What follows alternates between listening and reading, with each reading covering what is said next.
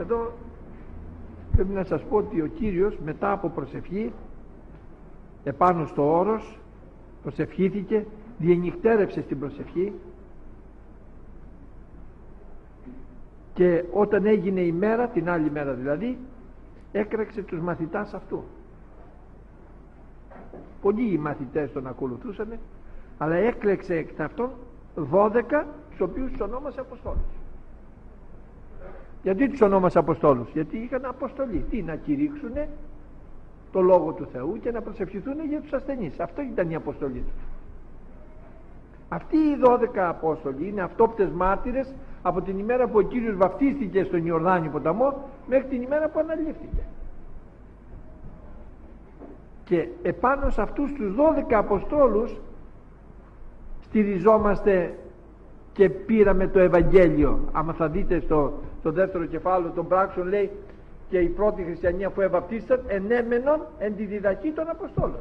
Ποιο είναι η διδαχή των Αποστόλων? Η Καινή Διαθήκη, την οποία γνωρίζανε πολύ καλά απόξω και ανακατοτά. Δηλαδή τους είχε πει ο Κύριος τα πάντα, είχαν καταγράψει τις μακαρισμούς, τις διδασκαλίες, τα θαύματα, τα πάντα, γιατί ζήσανε με τον Κύριο 3,5 χρόνια μέρα νύχτα. Αυτοί οι 12 λοιπόν είναι που διόρισε ο Κύριος, γιατί ο Κύριος διορίζει και ο Κύριος καλεί. Το να πάει ένας να σπουδάσει σε μια σχολή, παραδείγματος χάρη, και να γίνει ποιμένας, να γίνει κήρυκας, να γίνει ιερωμένος, ότι δεν παίζει ρόλο. Τον εκάλεσε ο Κύριος, του δώσε αποστολή ο Κύριος. Και εδώ θέλω να σας πω κάτι άλλο. Ο Απόστολος Παύλος, ύστερα από πολλά χρόνια, έλαβε και εκείνος την πρόσκληση από το Θεό, άσχετα με τους 12. Δεν είναι αυτόπτης μάρτυρας ο Απόστολος Παύλος. Και άσχετα με τους 12 τον εκάλεσε ο Κύριος, για τούτο σε κάλεσα, λέει, για να βαστάσεις το όνομά μου και να πάθεις πολλά για μένα και να κηρύξεις μετάνοια και να κηρύξεις τους ανθρώπους να έρθουν από το σκότος στο φως και από την εξουσία του διαβόλου στον Θεό τον ζώντα. Καλεί και τον Παύλο. Οι άλλοι αμφισβητούσαν στην Κόρινθο, λέγανε, μα ο Παύλος δεν ήταν μεταξύ των 12, ας μην ήταν. Ο Κύριος όμως τον κάλεσε. Και έρχεται ο Παύλος και απολογείται στους Κορινθίους και λέει, Κορίνθιοι, λέει, δεν είμαι Απόστολος, δεν με απέστειλε ο Κύριος. Εάν σε άλλους δεν είμαι Απόστολος, αλλά σε εσάς είμαι, διότι εσείς είστε τη σφραγή της αποστολής μου. Και η αποστολή πώς φαίνεται? Φαίνεται από το ότι έχει αποτελέσματα, αγαπητοί αδελφοί. Ένας άνθρωπος που έχει αποστολή έχει αποτελέσματα. Σώζονται ψυχές, βαπτίζονται με πνεύμα Άγιο, θεραπεύονται ασθενείς. Αυτές τις μέρες είχατε ακούσει κάποιον που ήθελε η μάνα του να τον ανακηρύξει Άγιο, και πού στηρίχθηκε? Γίνονται θαύματα μετά θάνατο. Δεν γίνονται αυτά τα πράγματα. Ο άνθρωπος, οι Άγιοι, οι οποίοι πράγματι αγιάσανε και πρώτοι Απόστολοι, στους οποίους τους κάλεσε ο Κύριος, αυτοί οι άνθρωποι είχαν μια αποστολή, είχαν ένα έργο, κάτι κάνανε, αγωνιστήκανε. Δεν αγωνιστήκανε απλώς έτσι στον αέρα, κηρύξανε, μιλήσανε. Είναι οι 12 Απόστολοι, έπειτα είναι οι άλλοι, οι μαθητές των Αποστόλων. Ο Πολύκαρπος, παραδείγματος χάρη, είχε έργο και είχε και προφητεία ο Πολύκαρπος. Ήταν ειδωλολάτρης ιερεύ και έγινε ποιμένας στην εκκλησία της, πώς το λένε, στην Μικρά Ασία της Σμύρνης.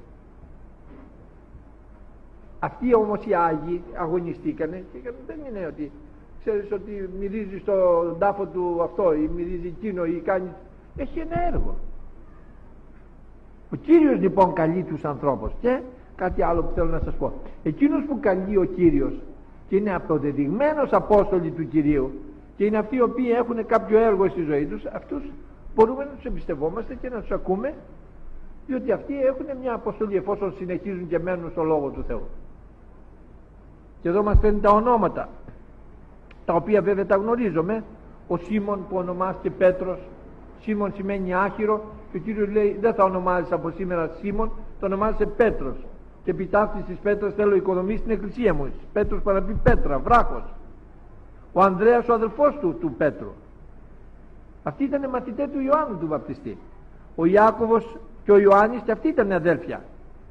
Ο Φίλιππος και ο Βαρθολομαίος, ο Ματθαίος, ο οποίος ήταν ο Τελώνης, ο λεγόμενος Λεβί, ο Θωμάς, τον οποίο τον ονομάσανε άπιστο, διότι λέει, αν δεν τον δω εγώ, αν δεν δω στα χέρια του τον τύπο των ήλων και αν δεν βάλω το χέρι μου στον τύπο των ήλων και αν δεν βάλω το χέρι μου στην πλευρά, δεν θα πιστέψω.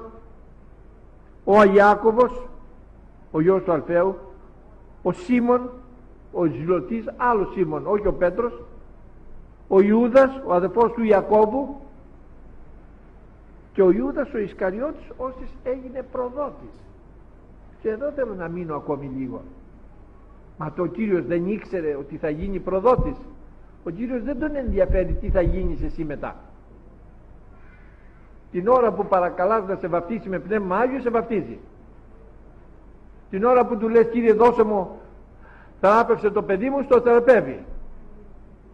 Εφόσον εκείνη τη στιγμή δεν είσαι προδότης, είσαι σωστός, ωραίος, καλός, δεν λογαριάζει ο Θεός τι θα γίνεις μετά. Αλλά εκείνη την ώρα που του ζητάς, γι' αυτό και πολλοί θα έρθουν εκείνη την ημέρα και θα πει, Κύριε, εν το όνομα σου προφητέψαμε, ξεβάλαμε δαιμόνια, κάμαμε θαύματα πολλά. Και τότε θα πει ο Κύριος, φύγετε από μου, οι εργαζόμενοι την ανομία, ποτέ δεν σας εγνώρισα. Εδώ λοιπόν έχουμε τον προδότη, τον Ιούδα, ο οποίος πρόδωσε τον Κύριο. Γιατί τον πρόδωσε? Γιατί αγάπησε άλλα πράγματα. Ο Δημάς μια φορά εγκατέλειψε τον Παύλο, και το γράφει ο Παύλος, ο Δημάς με εγκατέλειψε, αγαπήσα τον παρόντα κόσμο και απήρθε στη Θεσσαλονίκη. Ο Δημάς αγάπησε τον παρόντα κόσμο. Τι δηλαδή? Τις κοσμικές διασκεδάσεις, τις αμαρτίες, τις ανομίες, όλα αυτά τα οποία είχαν στη Θεσσαλονίκη, και βέβαια του άρεσαν του αγαπητού μας αδερφού και συνεργάτου του Αποστόλου Παύλου, του Δημά, και έφυγε. Ο Ιούδας αγάπησε τα χρήματα, λεφτά, δώσ' μου λεφτά, και πολλές φορές τον είδαμε να κλέβει τα βαλόμενα. Εδώ τώρα σε αυτό το σημείο θέλω να πω ότι ο Θεός ενεργεί ένα έργο. Παραδείγματος χάρη στην Ελλάδα έχει ένα έργο το οποίο το ενεργεί. Αυτό είναι το έργο. Όσοι θέλουν να κάνουν άλλα πράγματα από εκείνα που σχεδιάζει ο Θεός, διότι ο Θεός δεν αλλάζει σχέδια. Άμα ήταν να αλλάξει θα άλλαζε, ας πούμε, και θα έκανε κάτι άλλο. Μερικοί έρχονται και νομίζουν ότι αυτοί μπορούν να κάνουν κάτι άλλο καλύτερο, και όσοι προσπαθήσαν να κάνουν τέτοιο πράγμα καταστραφήκανε κιόλας. Δεν μπορείς εσύ να του επιβάλλεις του Θεού το σχέδιό σου. Ο Θεός έχει κάνει το σχέδιό του. Έφτιαξε την εκκλησία του, την εστερέωσε πάνω στο Ευαγγέλιο, της έδωσε όλη την αλήθεια, και η εκκλησία είναι έτοιμη, και αν της αποκαλύψει κάτι, ας πούμε, πάλι να το δεχτεί. Δεν είναι εκκλησία η οποία εξαρτάται από καμιά ξένη οργάνωση και λέει, α, δεν μπορούμε να τα αλλάξουμε γιατί η οργάνωσή μας λέει να κοινωνάμε κάθε μήνα, και επομένως δεν μπορούμε, να παραξηγηθούν οι πρόεδροι και οι αντιπρόεδροι. Δεν είναι τέτοια εκκλησία. Αυτή δεν είναι εκκλησία του Χριστού. Αυτή είναι κατασκεύασμα. Η εκκλησία του Χριστού είναι εκείνη η οποία είναι έτοιμη να δεχτεί τον Κύριο και να πει, παιδί μου, αυτό δεν είναι σωστό, και να το διορθώσει. Πώς παίρνει ο Κύριος και μιλάει στις εκκλησίες της Μικράς Ασίας, και σε 5 από αυτές λέει, διορθωθείτε, μετανόησον, και τους λέει να μετανοήσουμε. Η εκκλησία πρέπει να είναι έτοιμη να μετανοήσει και έτοιμη να αλλάξει τα πάντα, εφόσον ο Κύριος το επιτρέψει, λέει ο Κύριος, και τούτο θέλουμε κάνει, εάν το επιτρέψει ο Θεός. Εάν μας πει ο Θεός, θα το κάνουμε. Αλλά ο Κύριος λοιπόν, ο οποίος διάλεξε τους εργάτες του, είναι επιμελημένα τους διάλεξε, ο Κύριος ο οποίος διάλεξε την εκκλησία του, εκείνος είναι ο οποίος δεν αλλάζει το σχέδιο του. Με αυτή την εκκλησία θα εργαστεί. Και εκείνοι που αποχωρίζονται και κάνουν μια άλλη εκκλησούλα κάπου, ας πούμε, και προσπαθούν, και αυτοί είναι οι υψηλοί τόποι και τα άλση. Έτσι είχαν στην Παλιά Διαθήκη, ήταν ο λαός Ισραήλ, ήταν ο λαός του Ιούδα, είχαν τον ναό του Σολομώντος στην Ιερουσαλήμ, και έλεγε ο Κύριος, εκεί θα θυσιάζεται στην Ιερουσαλήμ, μέσα στο ναό. Όποιος θυσιάζει αλλού θα θανατώνεται. Δεν δεχόταν ο Θεός καμιά άλλη θυσία. Πηγαίναν λοιπόν οι Ισραηλίτες όταν αποστατήσανε, και αυτό γίνεται όταν αποστατεί ο άνθρωπος. Αποστατεί η καρδιά του από φιλοδοξία, από φιλαργυρία, Εκεί θέλουν να αποκτήσουν χρήματα με την εκκλησία και πάνε και κάνουν κάτι άλλο. Κάνανε λοιπόν επάνω στους υψηλούς τόπους, βάλανε ένα θυσιαστήριο. Εδώ θα θυσιάζουμε. Και ξέρετε, δελεάζεται η καρδιά του ανθρώπου, γιατί είναι συναισθηματική. Ανεβαίνεις στο λόφο επάνω, με βλέπεις τα ωραία δέντρα, βλέπεις και κανένα ριάκι να τρέχει εκεί, ακούς τα πουλιά, ωραία, εδώ, μάλιστα εδώ. Μα δεν καθόρισε ο Θεός εκεί. Ο Θεός δεν είπε να πας στον υψηλό τόπο, στο λόφο επάνω να τον λατρεύσεις. Ή βλέπανε κανένα άλσος, δηλαδή ένα μικρό δασάκι, ένα δάσος, και είχε μέσα εκεί πέρα ωραία, είχε και καναριάκι, είχε και πουλιά, είχε και ζωάκια μέσα. Εδώ να λατρεύσουμε τον Κύριο. Μα δεν το θέλει ο Θεός εδώ. Ο Θεός θέλει στην Ιερουσαλήμ και στο ναό του Σολομώντος. Τι θέλει. Ο Θεός καθόρισε πως πρέπει να είναι. Αυτοί οι οποίοι τρέχουν και κάνουν και προσπαθούν είναι καταδικασμένοι εκ των προτέρων σε καταστροφή ολοκληρωτική. Δεν πρόκειται να προοδεύσουν σε τίποτα. Ούτε μόνο δεν θα καταστραφούν και πάνε αντίθετα προς το σχέδιο του Θεού. Μπορώ να πω ότι αυτοί οι άνθρωποι είναι εκτός σχεδίου. Και ο Ιούδας βγήκε εκτός σχεδίου, διότι ήθελε να κάνει το δικό του σχέδιο. Τι? Θα πάρω τα χρήματα από τους Φαρισαίους, θα τους πω που είναι ο Χριστός, που προσεύχεται, θα τους δείξω τον τόπο, θα τους δείξω το πρόσωπο. Μετά ο Χριστός, ας πούμε, θα κάνει μια έτσι, θα τους ξεφύγει, όπως είχε ξεφύγει πολλές φορές. Μια φορά πήγαν να τον κρεμίσουν στον κρεμό, ξέφυγε. Μια φορά να τον λιθοβολήσουν, ξέφυγε. Θα ξεφύγει και θα έχω και 30 αργύρια. 30 αργύρια ήταν μεγάλο το ποσό. Δικά του σχέδια αυτά. Το αποτέλεσμα τι ήτανε? Ότι ο Χριστός δεν έκανε τίποτα από αυτά που υπολόγιζε ο Ιούδας. Ο Κύριος δεν έκανε καμία ενέργεια. Μάλιστα τον Πέτρο που έβγαλε τη μάχαιρα, λέει, και χτύπησε ένα αυτί ενός υπηρέτη του Καϊάφα που ονομαζόταν Μάλκος, του το έκοψε ο Πέτρος το αυτί, του το πέρα για πέρα. Και ο Κύριος λέει, Πέτρε, βάλε τη μάχαιρα στη γη.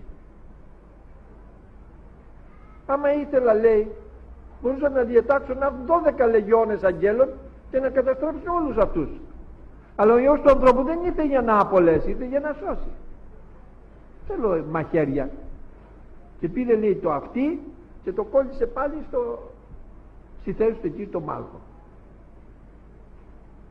Βλέπετε λοιπόν ότι ο Κύριος δεν ήθελε αυτό το πράγμα. Αν ήθελε μπορούσε να καταστρέψει, αλλά ο Κύριος ήθελε να σώσει, όχι να απολέσει. Εδώ λοιπόν με τη χάρη του Κυρίου μας βλέπουμε ότι αυτοί οι 12 μαθητές, και δυστυχώς ο ένας βγήκε μόνος του έξω, και πολλές φορές ακούω μερικούς, μα δεν τον διόρισε πρεσβύτερο το Πνεύμα το Άγιο? Εκεί την έχουν πάθει πολλές εκκλησίες. Τον έβαλε το Πνεύμα το Άγιο ή δεν τον έβαλε το Πνεύμα το Άγιο? Τον έβαλε. Τότε γιατί, ας πούμε, αποστάτησε? Γιατί ήθελε να αποστατήσει. Γι' αυτό. Τότε γιατί κατεβαίνει, γιατί τα παιδιά του αποστατήσανε? Διότι, λέει ο Λόγος του Θεού, όταν αποστατήσουν τα παιδιά του, να φύγει από πρεσβύτερο, να παραιτηθεί. Γιατί τότε, αφού πέθανε η γυναίκα του, πρέπει να φύγει από ποιμένας? Γιατί έτσι λέει ο Λόγος του Θεού. Πρέπει να είναι μιας γυναικός ανής. Δεν μπορεί να είσαι ποιμένας και να είσαι μοναχογιός μέσα εκεί, ή υποψήφιος γαμπρός. Ένας χείρος είναι υποψήφιος γαμπρός. Δεν μπορεί να γίνει αυτό το πράγμα. Και γι' αυτό και η Σύνοδος πολύ σωστά δια Πνεύματος Αγίου πήρε την απόφαση ότι αυτοί οι οποίοι είναι χείροι θα σταματάνε. Μα δεν έχουν διακονία. Διακονία είναι ακηρύτης, δεν είναι ποιμένος. Εξάλλου για να έχεις διακονία ποιμένος είναι πολύ σοβαρό θέμα. Όλοι οι υπεύθυνοι δεν έχουν και διακονία. Διακονία έχουν ορισμένοι. Αλλά και διακονία να έχεις, αν η αποστατήσει παραδείγματος χάρη γυναίκα στα παιδιά σου, θα στέκεσαι και θα είσαι ποιμένας και θα λες έχω διακονία? Λένε, μα αυτός ο Τιμόθεος δεν ήταν ανήπαντος? Λάθος είναι αυτό. Από τη στιγμή που βλέπουμε τον Τιμόθεο που τον επέρνει ο Παύλος και τον συναντάει στο ΙΣ κεφάλαιο, μέχρι που του γράφει το γράμμα, έχουν περάσει 11 χρόνια, αγαπητοί. Δηλαδή αν ήταν ο Τιμόθεος 18 χρονών τον καιρό που τον συνάντησε ο Παύλος, τώρα είναι 11 χρόνια παραπάνω, που σημαίνει είναι 29-30 χρονών. Ήταν παντρεμένος και με παιδιά. Θα μου πείτε πώς το ξέρεις? Μα δεν είναι δυνατόν να του λέει ότι αν της ωραίγεται επισκοπή καλό έργο επιθυμεί, πρέπει λοιπόν ο επίσκοπος να είναι μιας γυναικός ανήρ. Δηλαδή ο Τιμόθεος δεν ήταν μιας γυναικός ανήρ και στον Τιμόθεο λέει να είναι μιας γυναικός ανήρ. Δεν γίνονται αυτά τα πράγματα. Δεν γίνονται. Αλλά πολλοί θέλουν καλά και σώνοι να παραβιάσουν το Λόγο του Θεού, να παραβιάσουν την αλήθεια, να κάνουν άλλα από εκείνα που λέει το Ευαγγέλιο και να πάνε και καλά. Πώς μπορεί να πας καλά, αγαπητέ? Και συνακολουθούν μερικοί και πάνε από κοντά. Μου φανέρωσε ο Κύριος. Δεν σου φανέρωσε ο Κύριος, η καρδιά σου φανέρωσε.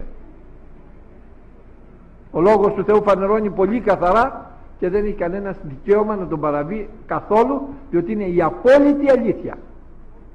Και ευχαριστούμε τον Θεό γι' αυτό. Αυτοί είναι λοιπόν οι 12 Απόστολοι. Βέβαια ο Ιούδας αντικαταστάθηκε μετά, διότι ο Θεός δεν έχει ανάγκη από κανέναν μας. Και αν εγώ παραιτηθώ, αν εγώ φύγω, αν εγώ αποστατήσω, θα βρει άλλον ο Θεός. Δεν με συμφέρει να αποστατήσω, με ενδιαφέρει να μείνω στο θέλημα του Θεού. Μετά όταν ήταν να έρθει η μέρα της Πεντηκοστής και είχαν μαζευτεί στο ανώγιο επάνω, όπως ξέρετε, ο Απόστολος Πέτρος πήρε την πρωτοβουλία και είπε: αδελφοί, ο Ιούδας ξέπεσε και πρέπει τώρα εμείς πρέπει λοιπόν εκ των ανδρών ήτινε συνήθων με τιμών καθόλων των καιρών, καθόν εισήρθε και εξήρθε προς ημάς ο Κύριος Ιησούς, αρχίσας από του βαπτίσματος του Ιωάννου έως της ημέρας καθήν ανελήφθη απ' ημών, εις εκ τούτων να γίνει με τιμών μάρτης των Αναστάσεως αυτού. Ένας που παρακολούθησε τον Χριστό από την ημέρα που βαπτίστηκε μέχρι την ημέρα που αναλήφθηκε, αυτός να γίνει μάρτυρα, ο 12ος Απόστολος. Και έστησε 2, Ιωσήφ τον καλούμενο Βαρσαβά, όσο επωνομάστη Ιούστος, και τον Μαρτία. Και κλέψαμε και βγήκε ο Μαρτίας. Το ότι το Πνεύμα το Άγιο τον ενέκρινε φανερώνεται από το β' κεφάλαιο του σταθείς δε ο Πέτρος μετά τον 11, μετά το βάπτισμα του Αγίου Πνεύματος. Δεν ήρθε το Πνεύμα το Άγιο να πει το Μαρτία δεν τον δέχομαι. Σκόθηκε ένας Σουηδός εκεί δάσκαλος, είπε κακώς εκλέξανε το 12ο Απόστολο. Ο Θεός είχε τον Παύλο. Μα τον Παύλο τον εξέλεξε μετά 30 χρόνια για τα έθνη. Δεν τον εξέλεξε για να είναι αυτόπτης μάρτυρας. Δηλαδή δεν ξέρουν τα ελληνικά οι ξένοι, τα μπερδεύουν τα πράγματα. Στα σουηδικά αλλιώς τα γράφουν. Η μετάφρασή τους δεν είναι ακριβής. Αφού λέει ένας ο οποίος να είναι αυτόπτης μάρτυρας από την ημέρα που βαπτίστηκε ο Κύριος μέχρι την ημέρα που αναλήφθηκε. Ο Πέτρος, ο Παύλος, ο Απόστολος δεν ήταν αυτόπτης μάρτυρας. Και έρχεται τώρα εκείνος και λέει ότι κακώς κάνανε οι Απόστολοι. Τότε γιατί λέει σταθείς ο Πέτρος μετά τον 11?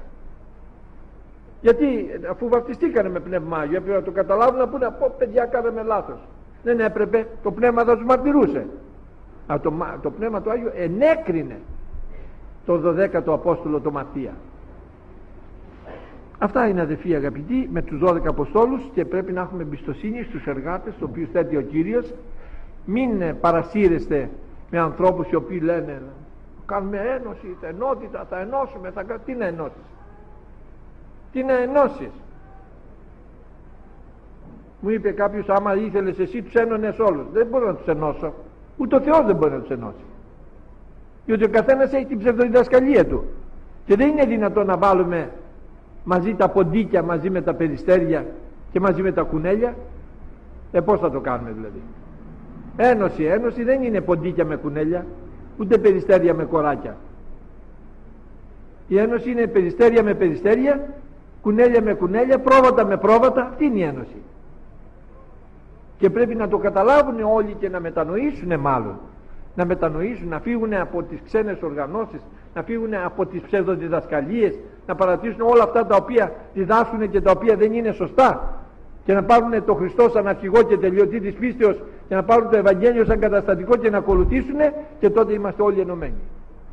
Δεν χρειάζεται τίποτα άλλο, ούτε να έχουμε ένα αρχηγό, ούτε έναν οργανισμό, ούτε τίποτα. Είμαστε ενωμένοι. Αφού έχουμε αρχηγό τον Ιησού Χριστό και δεν έχουμε κανένα επίγειο να έχει την έδρα του, ας πούμε, στη Σουηδία, στην Αγγλία ή στη Γερμανία, και αφού έχουμε καταστατικό το Ευαγγέλιο και ακολουθούμε κατά πάντα ό,τι λέει το Ευαγγέλιο, είμαστε ενωμένοι. Πιστεύω ότι αυτή είναι η αλήθεια. Να δούμε τι λέει από το 17 μέχρι το 20. Και κατά βάση με ταυτόν εστάθη επιτόπου παιδινού, και παρήσαν όχλος μαθητών αυτού και πλήθος πολλοί του λαού από πάσης της Ιουδαίας και Ιερουσαλήμ και της παραλίας Τύρου και Σιδώνος, ήτινες ήρθον για να ακούσωση αυτόν και να ιατρευθώσει από τον όσον αυτό, και οι ενοχλούμενοι υποπνευμάτων ακαθάρτων και θεραπεύοντο, και πας ο όχλος εζήτη να εγγύσει αυτόν, διότι δύναμης εξήρχεται παρά αυτού και ιάτρευε πάντας. Βλέπετε, κατέβηκε ο Κύριος μαζί με τους 12 μαθητές τώρα, τους οποίους τον ονόμασε Αποστόλους, εστάθη επιτόπου παιδινού, όχι στο όρος τώρα, κάτω στην πεδιάδα, και ήταν παρόν εκεί όχλος μαθητών αυτού, όχι μόνο οι 12, αλλά και όχλος μαθητών, και πολλοί μαθητές, αλλά άλλο οι μαθητές και άλλο οι Απόστολοι. Όλοι είμαστε μαθητές, αλλά είναι λίγοι εκείνοι που είναι Απόστολοι και είναι ποιμένες, προφήτες, ευαγγελιστές, διδάσκαλοι και ό,τι γράφει τις διακονίες ο Λόγος του Θεού. Και ήταν πλήθος πολύ του λαού από πάσης, παρήσαν όχλος μαθητών αυτού και πλήθος πολύ από το λαό από πάσης της Ιουδαίας και Ιερουσαλήμ και της παραλίας Τύρου και Σιδώνος. Ήτινες ήρθον για να ακούσωση αυτόν, πρώτα να ακούσουν τον λόγο και να ιατρευτώσει από τον όσον αυτόν. Ήρθαν να ακούσουν τον λόγο του Θεού και να θεραπευτούν. Είναι ωραίο πράγμα να ερχόμαστε στην Εκκλησία για να ακούσουμε τον λόγο και να θεραπευτούμε. Δεν θα πάμε σαν τη Μαγδαληνή, η οποία πήγε με τα μοίρα στα χέρια, καθώς και άλλες οι γυναίκες με ένα μπουκάλι μύρο ψάχνουν να βρουν το σώμα του Κυρίου και απαγοητεύονται όταν βλέπουν μέσα ότι το σώμα δεν υπάρχει μέσα στον τάφο, και βλέπουν τους αγγέλους οι οποίοι είναι μέσα. Μήπως εσείς πήρατε το σώμα του Κυρίου μας? Και βλέπει τον Κύριο, μήπως εσύ εσήκωσες το σώμα, πες μου που το έβαλες για να πάω να το βρω. Πάει να μυρώσει το σώμα. Ποιο σώμα? Το νεκρό. Οι άγγελοι όμως, λέει στο κατά Λουκά Ευαγγέλιο, όταν της είδαν, λέει, τι ζητείτε το ζώντα μετά των νεκρών? Δεν είναι εδώ, ανέστη. Όταν ερχόμαστε, πρέπει να ερχόμαστε να συναντήσουμε τον ζωντανό Κύριο, να ακούσουμε το λόγο του τον Άγιο, να ζητήσουμε θεραπεία. Δεν είμαστε άρρωστοι. Όποιος είναι άρρωστος, έρχομαι Κύριε να ακούσω το λόγο σου και να θεραπευτώ. Αυτό έρχομαι να κάνω. Και ερχόντουσαν για να ακούσουν τον λόγο και να ιατρευτώσει από τον όσον αυτόν, και ενοχλούμενοι υποπνευμάτων ακαθάρτων και θεραπεύοντο. Ποια είναι ενοχλούμενοι από ακάθαρτα πνεύματα? Όταν ένας άνθρωπος έχει άγχος, αϊπνία, εφιάλτες, ταραχές, όλες αυτές είναι ακάθαρτα πνεύματα που τον ταράζουν όταν δεν έχει αναγεννηθεί. Και όταν ο Κύριος τον εσώσει, του τα βγάνει όλα αυτά και φεύγουν. Ακούμε στο ραδιόφωνο σήμερα που λέει κάποια κυρία, είχα πολύ ταραχή, είχα πολύ άγχος, τώρα λέει ηρέμησα, ησύχασα, άλλαξε η ζωή μου, έκοψα το τσιγάρο. Και ρωτάει, μήπως είμαι αναγεννημένη? Μπράβο, το κατάλαβες, αυτό έγινε. Αναγεννήθηκες, ήρθε ο Χριστός στη ζωή σου. Και όταν μπαίνει ο Χριστός στον οργανισμό του ανθρώπου, φεύγουν τα πονηρά πνεύματα τα οποία ταράζουν τον άνθρωπο. Θεραπεύονται, και πας ο όχλος ζήτη να εγγύσει αυτόν. Όλοι ζητάγανε να τον ακουμπήσουν. Βλέπετε, δεν είναι μόνο η αιμορροούσα η οποία μας γράφει στα Ευαγγέλια μέσα, και εδώ στο Λουκά θα το δούμε παρακάτω, η οποία είχε 12 χρόνια αιμορραγία, είχε εξοδέψει όλα τα χρήματά της, λέει στους γιατρούς, μηδέν ωφεληθείς, αλλά μάλλον στο χείρον ελθούσα. Είπε καθ' αυτήν ότι αν εγγύσω μόνο το άκρο του ηματίου θα θεραπευτώ. Έτσι πίστευε, και πράγματι λέει πήγε, όπισθεν και ήγγισε το ημάτιο και στάθη η ρίση του αίματος, η οποία ήταν 12 χρόνια και δεν στακόταν, δεν μπορούσε να θεραπευτεί με όλα τα γιατροσόφια. Και ο Κύριος είπε, τι μου ήγγισε? Λέει ο Πέτρος, λέει, Κύριε, τι σου ήγγισε, αφού όλοι σε σπρώχνουν εδώ? Όχι, κάποιος με ήγγισε, διότι αισθάνθηκα ότι εξήθε δύναμη από πάνω. Γι' αυτό σας λέω τώρα σήμερα, αν ήρθες για να λάβεις δύναμη, θα τη λάβεις. Αν ήρθες για να ακούσεις το λόγο και να θεραπευτείς, θα θεραπευτείς. Γι' αυτό ερχόντουσαν. Κοιτάγανε, λέει, εζήτη ο όχλος να εγγύσει αυτόν, διότι δύναμη εξήφιε τον παραυτού και ιάτρευε πάντα. Αυτό είναι ένα φαινόμενο το οποίο βέβαια στον Κύριο συνέβαινε κατά κανόνα, αλλά βλέπουμε και στον Απόστολο Πέτρο ένα πολύ μεγάλο χάρισμα, το οποίο δεν το έχουμε ξαναδεί άλλοτε. Ο Πέτρος ήταν φοβερά, ας πούμε, αφιερωμένος στον Κύριο, αλλά είχε φοβερό χάρισμα. Πιστεύω ότι είναι ανεπανάληπτο.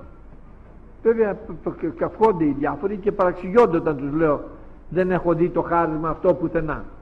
Πουθενά, αδερφέ, πουθενά, έχει ο τάδε.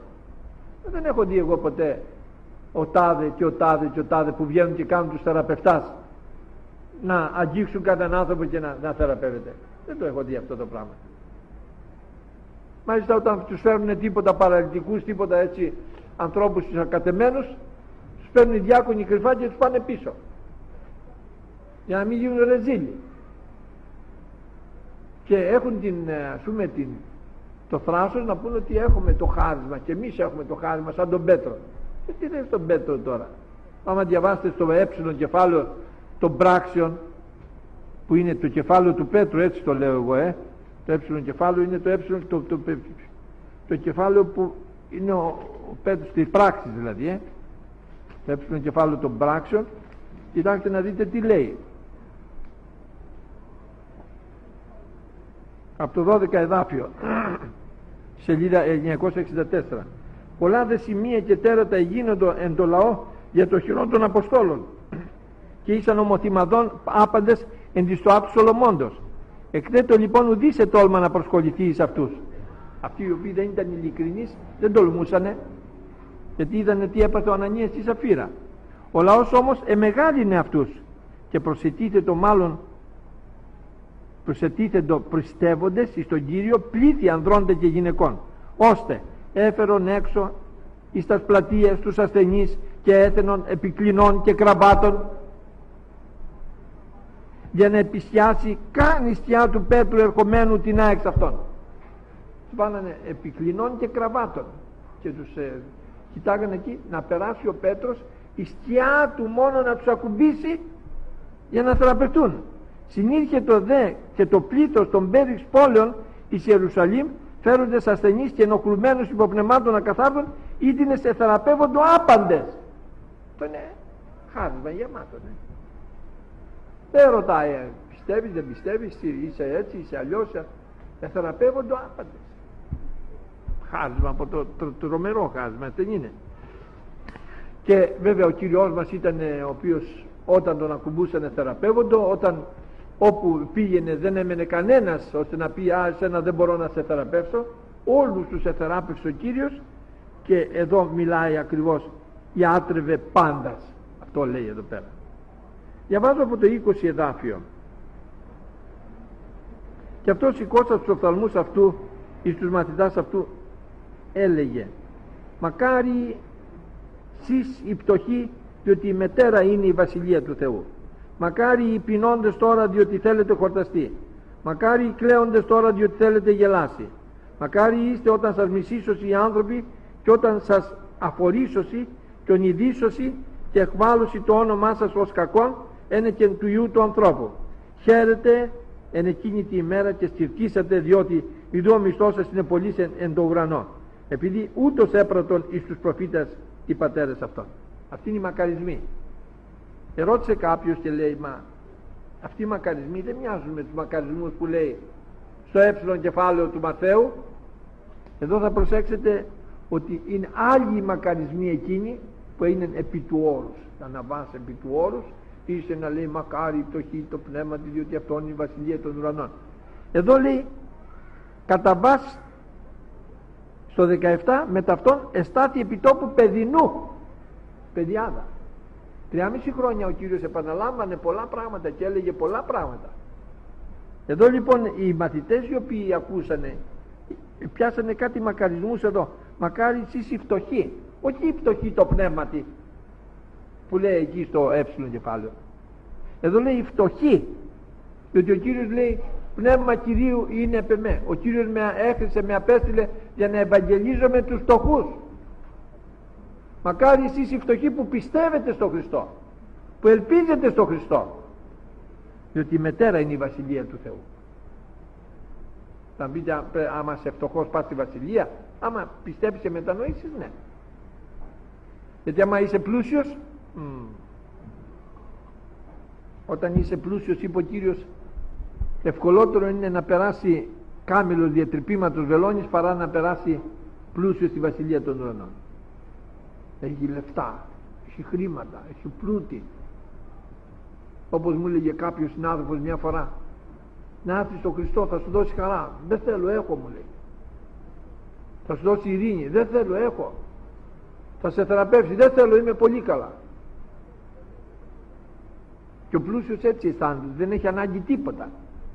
Και δεν αισθάνεται την ανάγκη της ψυχής του, διότι είναι βαλμένος και αφιερωμένος και πολύ ευτυχισμένος με τα πλούτη του. Βέβαια τον ίδιο άνθρωπο το συνάντησα ύστερα από χρόνια και ήταν τσακισμένος. Λούι, τι γίνεσαι? Λέω, να έρθεις στο Χριστό, θα σου δώσει χαρά. Τη χρειάζομαι πάρα πολύ, μου λέει, διότι είμαι πολύ θλιμμένος. Θα σου δώσει ειρήνη. Πολύ ταραγμένος είμαι. Θα σου δώσει θεραπεία. Πράγματι, μου λέει, τώρα τα συγγνώμη, τα έχω ανάγκη όλα αυτά, μου λέει. Βλέπετε λοιπόν ότι μακάρι εσείς οι φτωχοί, διότι η μετέρα είναι η Βασιλεία του Θεού. Μην πούμε λοιπόν ότι είμαι φτωχός. Ας είσαι φτωχός. Όταν είσαι στο Χριστό όλα περνάνε, αδελφοί αγαπητοί. Όλα περνάνε. Θα μπει, άμα είσαι φτωχός ζεις λιγότερο. Όχι, δεν είναι έτσι. Δεν είναι, δεν έχει αποδειχτεί τέτοιο πράγμα. Να σας πω ότι έχει αποδειχτεί το αντίθετο. Άμα είσαι φτωχός ζεις πιο πολύ. Και βέβαια επιστημονικώς εξηγείται, διότι δεν έχει χολυστερίνη ο φτωχός. Οι μαύροι έχουν χολυστερίνη. Πού να την βρουνε? Παίρνει ένα πορτοκάλι όλη μέρα και το ρουφάει. Πού να βρει τη χολυστερίνη? Οι Αμερικανοί όλο χολυστερίνες. Πεθαίνανε τώρα. Ρίξαν το σύνθημα το 1962 που είχα πάει στην Αμερική. Λέω, φασόλια έχετε? Εμείς τα φασόλια τα ρίχνουμε, λέει, στα γουρούνια και στα ζώα. Τώρα που ξαναπήγα είδα ότι έχω κολλημένα. Τρώτε φασόλια, διότι κάνουν καλό, είναι αντικαρκινικά, είναι καλά για την χολυστερίνη. Τρώτε ρεβίτια, και σε κάθε σαλάτα που αυτό έβλεπα ρεβίτια μέσα και φασόλια βραστά. Από το 62 μέχρι το 92 πόσο πάει? 30 χρόνια. Με τα 30 χρόνια το ανακαλύψαν οι Αμερικάνοι. Αφού πεθάνανε κόσμος, δηλαδή από εμφράγματα, από φράξεις, από αυτό. Ενώ οι μαύροι κακόμοιροι στην Ιγυρία πού να πάθουν απόφραξη? Αφού δεν έχουν να φάνε. Δεν είχαν να φάνε. Είναι όλοι σαν τσίχλες αμερικάνικες. Αδύνατοι. Πού να μαζευτεί η χολυστερίνη και πού δεν είναι κρέατα και τέτοια δεν έχουνε. Δεν ζει περισσότερο άνθρωπος που έχει πολλά λεφτά, διότι η ζωή του ανθρώπου δεν εξαρτάται εκ των υπαρχόντων αυτού. Έτσι είπε ο Κύριος. Δεν συνίσταται εκ των υπαρχόντων αυτού, μάλιστα λέει. Δηλαδή άμα έχεις και τρως πολύ, νομίζεις θα ζήσεις πολύ? Πιο λίγο θα ζήσεις. Και θα σε φάει αυτό το φαΐ, βέβαια, το πλούτο που έχεις, ο πλούτος αυτός που έχεις θα σε φάει. Η μέριμνα, ο άγχος, η στενοχώρια, λήψη, πώς θα τα αυξήσεις, μην τα χάσεις, πώς να φας πιο πολύ ωραίο φαγητό, αρνάκι ψητό, στρακοειδή, γαρίδες, έχουν χολυστερίνη αυτά μέσα. Εδώ μακάρι εσείς οι φτωχοί, διότι η μετέρα είναι η Βασιλεία του Θεού. Ξέρετε ποια είναι ο πλουτισμός? Μέγας πλουτισμός είναι ευσέβεια μεταφταρκίας. Έχοντες και τροφάς και σκεπάσματα, ασαρκόμεθα εις ταύτα, λέει. Τι πάει να πει αυτό? Αυτό δεν πάει να πει ότι άμα έχεις τροφές και σκεπάσματα, αν έχεις και κάτι άλλο, μέγας πλουτισμός η ευσέβεια μεταφταρκίας, να σε αυτάρκεις αυτά που έχεις. Παίρνεις 100.000 το μήνα, με αυτά θα ζήσεις. Μην ζητάς να ψωνίσεις για 200.000 που δεν έχεις. Αλλά ο χριστιανός είναι πολύ ευτυχισμένος, διότι αρκείται σε αυτά που έχει. Δεν θα πάρουμε αυτό, δεν θα πάρουμε εκείνο, δεν θα πάρουμε το άλλο. Τι θα πάρουμε? Αυτό που έχουμε θα πάρουμε, και με αυτό που έχουμε θα ζούμε.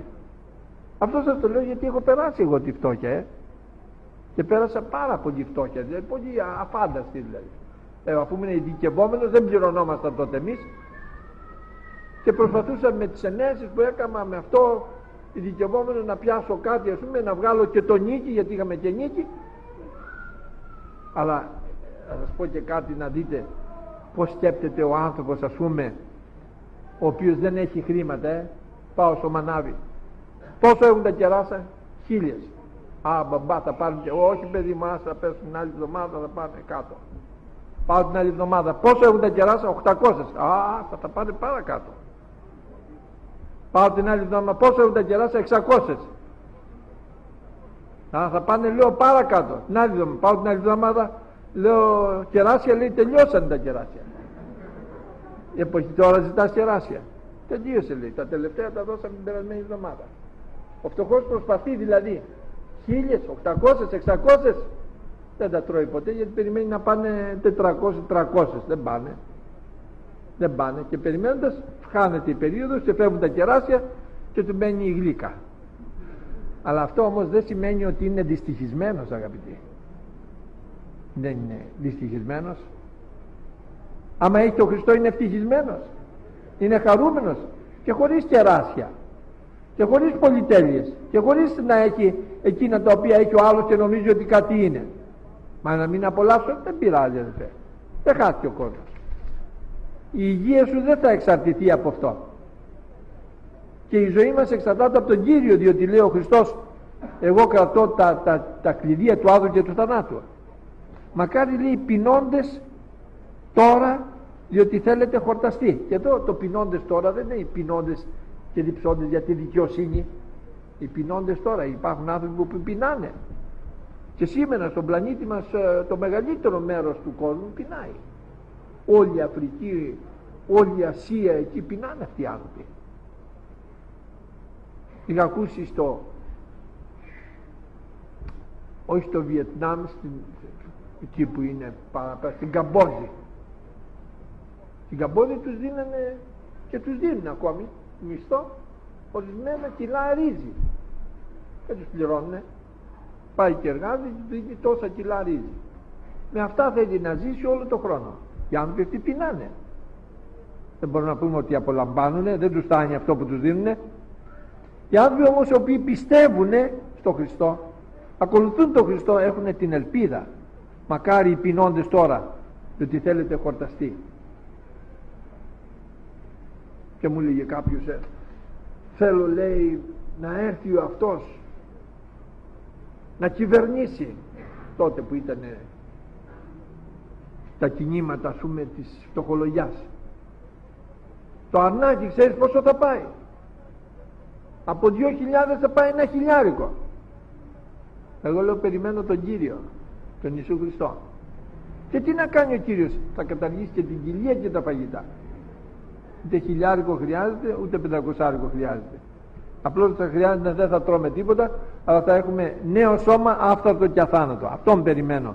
Δεν περιμένω κάποιον κυβερνήτη να ελαττώσει το αρνάκι, την τιμή του αρνιού, αλλά κάποιον ο οποίος να με απαλλάξει από αυτό το αρνάκι και το κατσικάκι και το μοσχαράκι και όλα αυτά τα οποία χρειαζόμαστε σήμερα να τρώμε. Μακάρι, λέει, κλαίοντες τώρα, διότι θέλετε γελάσει. Μερικοί κλαίνε πραγματικά, λείπονται, στενοχωριόνται, και υπάρχουν πολλοί κόσμος ο οποίος κλαίει. Μακάρι οι κλαίοντες τώρα, διότι θέλετε γελάσει. Κλαίνε, αλλά έχουν την ελπίδα τους στο Χριστό. Κύριε, το παιδί μου αρρώστησε. Κύριε, δεν έχω να περάσω. Κύριε, έχω αυτή τη δυσκολία. Κλαίει τώρα. Κάποτε, λέει, θα γελάσετε όμως, όταν έρθει ο Κύριος και κάνει τη βασιλεία του. Και ακόμη λέει ένα τέταρτο μακαρισμό: μακάρι είστε όταν σας μισήσωσι οι άνθρωποι, και όταν σας αφορήσωσι και ονειδήσωσι και εκβάλλωσι το όνομά σας ως κακόν είναι και του Υιού του ανθρώπου, είναι και του Χριστού. Να εκβάλλουν το όνομά σας ως είναι αιρετικός, είναι τούτο, είναι εκείνο, ό,τι θέλουν λένε οι άνθρωποι. να εκβάλουν το όνομά μας ως κακό, να μας αφορίσωσει, να μας ονειδίσωσει, να μας μισήσωσει, λέει. Χαίρετε εν εκείνη τη ημέρα και στηθήσατε, διότι ο μισθός σας είναι πολύς εν το ουρανό. Αυτός ο ονειδισμός για τον Χριστό έχει πολύ μεγάλο μισθό. Γι' αυτό και δεν επιτρέπει ο Θεός τον καθένα. Δεν επιτρέπει. Και σε εσάς ευχαρίστη, λέει ο Απόστολος Παύλος, όχι μόνο το να πιστεύετε, αλλά και να πάσχετε υπέρ Χριστού. Το να πάσχεις είναι χάρισμα, γιατί έχει πολύ μισθό, μεγάλη αποζημίωση. Γι' αυτό χαίρετε και αγαλιάστε, μακάρι είστε, χαίρετε εκείνη τη μέρα και σκυρτήσατε, διότι εδώ ο μισθός σας είναι πολύς εν το ουρανό, επειδή ούτως έπρεπε στους προφήτας οι πατέρες αυτών. Εξομοιώνεσαι με τους προφήτες, εξομοιώνεσαι με τους Αγίους ανθρώπους οι οποίοι καταδιώθηκαν και καταδικάστηκαν και θανατώθηκαν. Με αυτούς εξομοιώνεσαι. Αγαπητοί μου αδελφοί, είναι πάρα πολύ ωραία αυτά που διαβάζουμε, αλλά θα σταματήσουμε εδώ με τη χάρη του Κυρίου μας. Αμήν.